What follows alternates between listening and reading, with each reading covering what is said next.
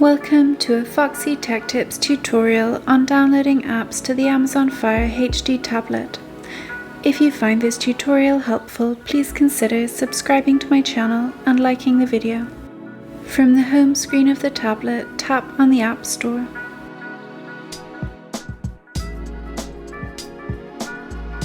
Tap the search icon in the top right corner of the App Store, and then search for the app that you would like to download. Tap on the app you would like to download and then tap Get.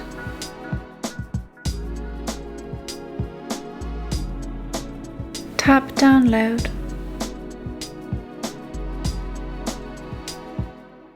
The app will then download to your tablet and you will find it on the home screen.